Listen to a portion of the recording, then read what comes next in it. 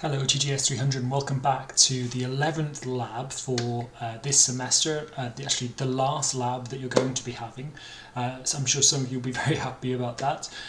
So today we're going to be covering what we basically covered within the lecture, but we're going to be going over a little bit of our code to basically show you exactly how to carry out some of those regressions that we covered. So focusing first on bivariate regression, just having a single output variable and a single explanatory variable, and then in the kind of latter parts of the session we're going to be looking at multiple regression, where we maybe have more than one input variables with regard to then one single output dependent variable. Okay, so hopefully you've got the hang of now downloading the code and you've got the script open within your R environment, and you're looking at something relatively similar to what I'm looking at here. Okay, so first what we're going to do, if you don't already have Lattice, is just press Control and Enter on this line. It's going to install Lattice into your R overall application, and then we're going to actually get that package and load it into our current R environment just by clicking Control Enter on the Require Lattice line here. Okay, so what I'm going to do is I'm going to use the environmental data set as that basically will kind of trigger some sort of memory for you from a previous session, and therefore we can focus more on actually implementing the equations and the statistical tests that we're interested in. So you'll remember that the environmental data set is basically the atmospheric environmental conditions for New York City. Okay, so this is basically considering the kind of daily ozone concentration, and then also a bunch of other factors which relate to it. So the wind speed, the temperature, and the solar radiation between May and September, so 1973, so a very long time ago now. And basically you can just access this by running the word environmental. It will spit all of those data columns out just into the environment for you: ozone, radiation, temperature, wind. I think the key thing to remember is that ozone is in the parts per billion. Okay, this is the average ozone concentration in parts per billion.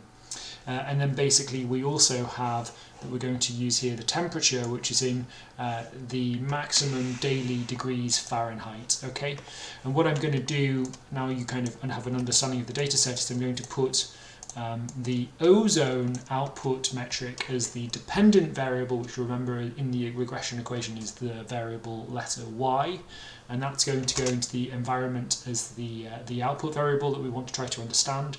And then we're going to put the independent variable x also into the environment. Okay, so based on this notation which I've used here, which just doesn't have to be fixed, but it's just indicative of the fact that we're basically saying x is causal of y. Okay, so what we're saying is the ozone concentration level is dependent on the temperature. Okay, the ozone being the independent output variable, and the temperature being the ozone being the dependent output variable, and temperature being the independent variable, which we're basically saying is a predictor for ozone. Okay, so hopefully you've been able to load both of those into your environment now. What we're going to do first is we're actually going to plot x and y. Remember, Ed has always said whenever you're going to use the statistical test, you first need to actually visualize those data relationships, particularly if you're plotting using regressions, you want to look at the correlations. So here what I've done is I've just plotted x and y. Okay, so remember on the x-axis here, this is the temperature in Fahrenheit, the maximum daily temperature, and on the y we've got the parts per billion of ozone. Okay, and generally we can see that there's a positive correlation in the data here. So as we have an increase in the temperature, we generally have an increase in the ozone concentration. Okay, based on the empirical data collected from New York, I think in 1973. Okay, so now what we want to do is we actually want to find the alpha and the beta coefficient variables. So you remember when we were within the actual session, I told you that there was basically an easier way to calculate these metrics than using the complicated equations which I showed you. And one way to do that, to get the alpha variable, is basically to take the mean of y and subtract the beta variable multiplied by the mean of x. And the way to get the beta variable first is basically to multiply the correlation coefficient by the standard deviation is the numerator divided by the standard deviation of x. Sorry, so the standard deviation of y divided by the standard deviation of x. And that gives us these two different metrics that we need then in order to carry out the regression equation. So if you go here and you look at this first line of code, what I'm doing is I'm getting the correlation coefficient for x and y here. We've got the two variables. We covered this previously. It's 0.698514, and multiply it by, so the standard deviation of y divided by the standard deviation of x, and that's going to give us our beta coefficient, so the slope variable. So what this is basically saying is for a 1 unit increase in the temperature, it leads to a 2.43911 parts per billion increase in the y-axis, the ozone variable, okay? And then once we've got that, we can also calculate the intercept on the y-slope. And once you've got the two of these, you can calculate the line going through the data, okay? So we can take the mean of y, and then we can subtract the beta multiplied by the mean of x, and that gives us our alpha intercept, which is -147. So what this is saying is, if we follow the x-axis all the way over to 0, the y-axis based on the slope would be at -147, okay? And then once we have that, from that -147 point on the y-axis, we can go over each time to draw the line, okay? So you would just basically, you could by hand if you wanted to, just go -147, increase 1 unit on the x-axis, and then add 2.43 to -147, and that would give you the first point, and you could go along the axis and you could draw the line straight through this data here, okay? Now, thankfully, you don't have to do that. I mean, it would be a good experiment for you just to do it by hand. It would kind of reinforce your understanding, but thankfully, we can just use a computer to do that. And this is basically the line that we can produce, plotting through that data using the a-intercept value and then the beta coefficient slope value, which gives us this plot. And that plot is basically minimizing all of the distances between all of the points. So it's the least squares plot line. We can then test the coefficient of determination to see how much of the variation depends on the explained component. So remember that we basically got into the actual calculation of the bivariate regression. And one way that we can do that is we can get the n value. So we've got 111 data sample points in our two variables that we're going to plot. We can then calculate let me get the RSS value here. So it's the regression sum of squares, and the way to do that, you'll remember, is by doing this complicated equation here. So we're RSS here. So what we need to do is, I'm not going to walk you through it, but this is basically how you calculate the regression sum of squares. Okay, and it's basically getting this metric here. So you need to get the predicted value, you need to get the mean of y, and then you basically need to subtract the mean of y from the predicted value to get the difference squared and then summed, and that gives us an RSS value that we've got here of 59,434.47. Okay, and then we can much more easily get the total sum of the squares, the TSS, and that's basically by taking the mean of y, subtracting it from each y value that we've got, squaring those deviations and summing them. And when we get the TSS, we get a value of 121,801.9. Okay, so that sounds really complicated, but what we're basically doing there is to get the sum of the explained variation, the sum of all variation. Okay, so we were getting the RSS and the TSS, and once we've done that, we can get the sample coefficient of the determination, this R squared value here. Once we've got those two values, we can get the R squared value, which I'll just print for you, which is 0.4879601. Okay, so 0.48, 0.49 if you're rounding to three significant figures. So what this is saying is that the data model that we've produced is able to explain 48 to 49% of the variance within that output variable, ozone, just simply by using one predictor variable, which is temperature. Okay, we then need to basically get the F statistic. So remember, using F similar to ANOVA, and basically the way that we can get that is by using this equation just here. So we need to get the r squared value, multiply it by n minus 2, so it's the number of degrees of freedom here, as the numerator, and then we need to basically divide it by 1 minus the r squared value, okay? And when we do that, we get an F statistic that's really quite large, so it's 103.874, and that's going to probably be a highly significant result, okay? It's a very large F statistic. If you remember, we covered this previously. We do, before we get the actual p-value, just need to get the number of degrees of freedom, and I kind of skimmed over this very quickly within the lecture, so apologies for that, but this df n value here is based on the number of predictors in the model, and this dfd value here is n, so total number of samples, which is 101, minus k, the total number of predictors in the model, which is 1 minus 1. Okay, so for df1 what we do is we get 1, and for df2 we get 101 minus 2, which is going to be, should be 109. Great.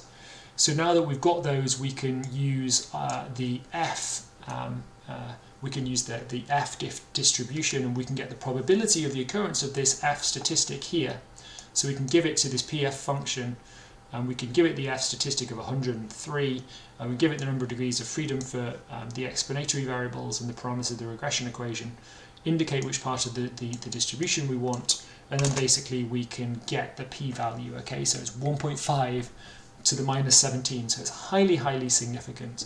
And I think just picking up on this, I just remind you all to brush up on your scientific notation, because I noticed in a couple of the assignments which you submitted, I think that maybe you'd confuse the scientific notation and assumed that you know, that this value is over 0.05 and therefore it's not a significant result at the 95% confidence level, and obviously that's not true. This is scientific notation.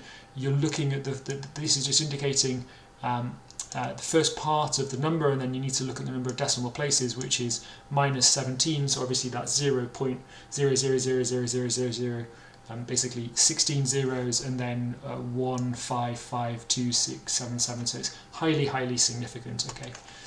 So that should be fairly straightforward. It's a highly significant finding, which basically means that the explanatory variable that we have, temperature, accounts for a significant amount of the total variation in the ozone dependent variable, okay? So this is suggesting that we have a causal relationship here between the temperature and the ozone level, okay? So I mean, it doesn't explicitly say it could be a bidirectional causation, because obviously you do kind of have issues with these kind of correlation-based methods. So it's not explicitly saying it's causal, but it's indicative of a potential relationship. So that's why we kind of focused on regression being a functional statistical approach rather than a purely kind of causal approach to identify the factors which lead to certain outcomes, okay? Okay, so let's do a much easier version of the regression analysis, and this is by function. So here we can plot the x and the y, and it produces this graph here, and then we can use the LM, the linear model function, just say for y, which is our output variable, and then we use the tilde, which basically says we're going to use x as the independent variable, which is predicting y. So you write it like this because it's like an equation. You would put the outcome variable on the left-hand side, and you put equals, and you would put the rest of the equation on the right-hand side, which is basically saying that the things on the right are a function of, the thing on the left, the output variable, is a function of the other variables, the x variables, okay? And then basically what we're able to do is we've been able to allocate that function to this regression reg here. And it's saying that we've made a linear function of the formula y, which is the dependent variable, is being explained by x, which is the independent variable. And it produces the intercept, which is minus 147, and the coefficient, the slope coefficient for the beta coefficient, which is 2.439. So for every 1 unit increase in the temperature, you get 2.4 units part per billion increase in ozone, okay? We can see the elements of the model, so this is just the intercept and the beta coefficient, but the elements, as we covered previously in the lecture, give you first the residuals, which is good. You want to make sure that your residuals are normally distributed, reasonably normally distributed. Here you see we've got a median of close to 0, not exactly perfect, but it's not necessarily that bad. But we can see we've got some skewing, like the minimum is -40 and the maximum is 118. So clearly we've got a skewed distribution in the residuals here, which is alarm bells ringing for later, basically. We then have the estimate of the intercept, the alpha value, and the x, and you're familiar with these because we already got these in the overall summary of the regression. So we've got the -147, we've got the 2.4 beta coefficient. We then got the standard error for each of these, and we got t-values. And obviously we're interested in the x value here and whether that's significant, and it is, because it's 2 to the -16 is the probability value, and that's indicative also by the fact that we've got a large t-value, which is 10, and the standard error is only 0.2. Remember, the t-value, if it's more than twice the size of the standard error, then you're likely to have a highly significant result. And obviously here the t-value would only have to be 0.46 in order for it to be twice the size of the standard error and produce a significant result. Instead we've got 10, which is really large, so we know that we've got a highly significant finding here. So this is indicative of this being a good predictive variable for the output. We also have the residual standard error, the r squared here, which is 48, about 48% of the variance in the model is being explained, and then we have the adjusted r squared as well. So remember, as you put more explanatory factors into the model, your r squared value is going to artificially inflate over here on the left hand side, and that's why you want to use the adjusted r squared value, which accounts for the fact you're putting more predictors in the model. We've got a huge F statistic of 103 for the overall model diagnostic, and that gives us a p-value of 2.2 to the -16, so a probability value that the overall model is quite valid as an explanatory model. Okay, so that was all dead easy to obtain. You've seen the summary, you've got the ab line here, you can then view the residuals, and here I haven't allocated them to anything, but you can just view them as they've been printed to the actual terminal down here. And you can also look at the R standardized residuals as well if you're interested, so to view those in standard deviations from the mean. Importantly though, what you want to do is actually use that model. So we've just regressed backwards in history before, but now what I want to do is look forward in history. So let's hypothesize that we have a day that's 90 degrees Fahrenheit, and this gives us our new x value here. Well then, my question is, well, what level of ozone concentration would we be likely to have if the day was going to be 90 degrees Fahrenheit? And here now we've got the alpha and the beta coefficient. We can basically create a regression equation, so it's a plus beta multiplied by the new value of x that we're interested in. That's going to produce a y-hat value of 71.8 parts per billion of ozone, okay, based on that type of temperature. So that's pretty high for a hot day. So obviously as the temperature increases, you're likely to have more ozone in the atmosphere, which is bad for you. If you breathe it in, it causes bad damage to your lungs. It breaks down the lining of your lungs. So you really want to be careful. And it's a good reason why you probably don't want to spend too many years living in a central place like Manhattan or central of New York City, because it can cause quite bad respiratory disorders for you. Okay, so that's how I calculated it here to get this y-hat. You could also just use this predict function where you give it the regression and you basically provide, here it's saying put the new x value into a data frame with a column x. So this just produces this function, this data structure here.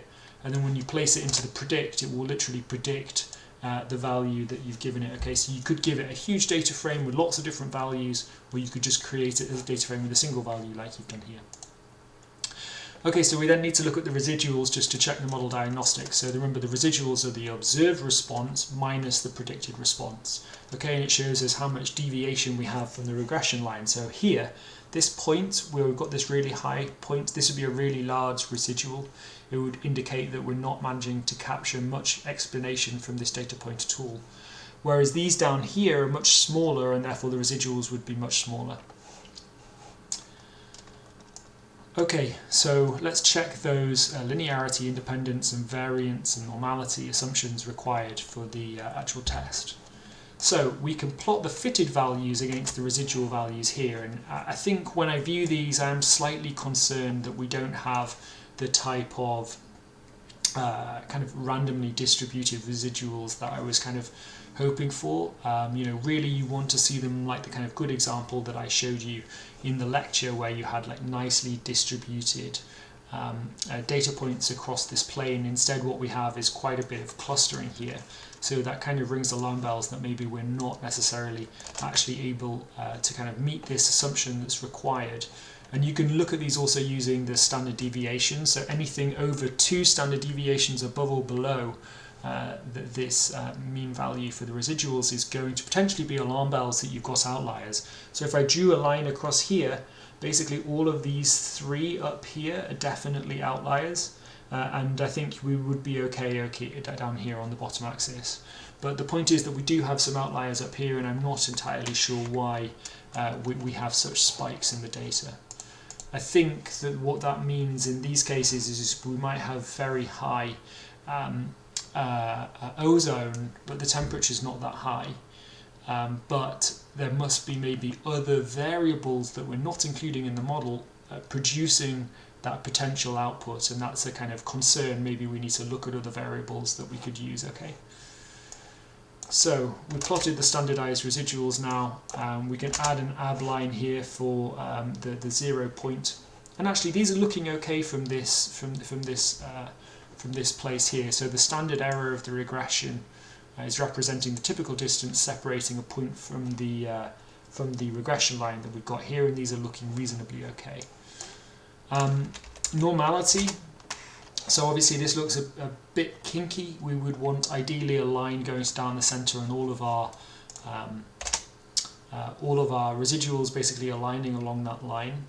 And it's okay, it's more just that we've got skewed data at certain ends of the distribution. So down here, I think really what you would ideally do is take those residuals and actually test using maybe the Kolmogorov-Smirnov test for normality, and see whether they are actually normally distributed if you wanted to really validate that we meet the actual assumption for the test. Okay, great. So let's just move on now to the final bit, and this is just only going to take us 5 or 10 minutes, but basically we're going to use that same data set again on ozone from the environmental data, but maybe this time what we want to do is we want to include more independent predictor variables within our regression equation. Okay, so we're going to keep ozone as the predictor variable, ozone as the output variable, the y variable, and then we're going to, on the right hand side of the equation, we're going to have a different set of predictors. So we're going to keep temperature, but then we're going to also add in radiance, and then we're also going to add in wind. Okay, so let me just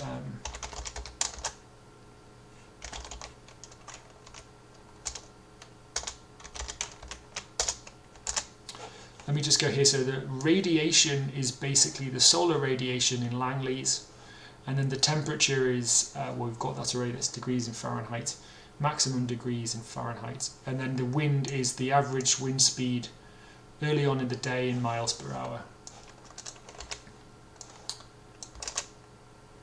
Okay, so you can get a pair plot once you've got all of those data points, and the beauty of a pair plot, as I'm going to show you, is that basically we are able to look at all of the correlations across all of those 4 factors that we've got. So we've got 1 dependent variable and we've got 3 predictor variables, so we're able to look at them. So if we look at this plot here, we've got radiation on the x-axis and ozone on the y-axis. This is the data that we looked at before, and we could see that generally there's a positive relationship. Oh, sorry, no, this was the data that we got before. Temperature on the x-axis and ozone on the y-axis. You can see the pattern looks fairly similar. We've got those outliers which were concerning us. And then over here, but just the one we were looking at previously, we've got the radiation here again, slightly positive correlation. So it seems like as the sun radiation increases, we get more ozone, which kind of matches up with our a priori understanding of this phenomenon, which is that as you get more sunlight, it actually increases the chemical reactions that can produce ozone, and basically therefore there's more of it in the environment for us to breathe into our lungs. And then down here we've got wind. Okay, so as the wind speed increases, the ozone actually decreases, right? So at low wind speed, it means that as all of those cars drive around New York City, particularly in the kind of canyoning effect that you get with skyscrapers, it means you've got more of those ozone particles for you to basically breathe into your lungs. And that's why we're getting higher results at this level. But as the wind starts to increase, basically what's happening is that those ozone particles are getting blown out of the city. Okay, so they're going across the Hudson River, over to New Jersey, or they're going east and getting blown out to Brooklyn, across to Long Island. And as a consequence, that means that the ozone levels are actually lower when you're in the center of the city. So this, I think, is all making very kind of good logical kind of sense. All right, so our existing understanding of this phenomenon kind of corroborates what we're seeing here, and we seem to have, you know, a positive relationship here. As sunlight increases, we get more ozone. A positive relationship here: as the temperature increases, we get more ozone, and a negative relationship here. So as the wind increases, we get less ozone. So that's a good way to start before you actually fit any model, because it's just going to help you kind of think through your expectations about how the model may work and how it relates to kind of causal inference. I think we've pretty much covered this here, so I'll just read through it anyway. Since ozone is our dependent variable, we'd like to see a nice linear pattern between it and the other three variables, so that's fine, we've seen that. Also, it is good to see little to no pattern between the various independent variables. Okay, so we don't want them all to vary in the same way, because that would end up being multicollinearity. That means that you've got very similar relationships between your predictor variables, and that's basically what I kind of said earlier about kind of putting, you know, population density and median age, and you might end up with very similar correlations with some of those metrics. Okay. Let's create a multiple regression model now. So we've got a linear model here, and we're basically saying ozone is our dependent variable, and we've got independent variables which are temperature, radiance, radiation, and wind, and we're going to create our reg2 model, so our second regression model. So what we've got is an intercept of -64. So we've got a positive correlation for the temperature, so for every 1 unit increase in Fahrenheit, we get a 1.6 parts per billion increase in ozone concentration. For every 1 unit increase in the radiation metric, and I can't remember what the unit is now, so I'll just need to check. So in Langley's, you would get a 0.05 increase in the parts per billion. And for every 1 unit increase in the miles per hour of the wind speed, you would get a -3.3 unit, so it's a parts per billion decrease in the ozone concentration as a result of wind speed. Okay, great. We could look at the summary as well, which is going to show all of our metrics, so the residuals are listed here.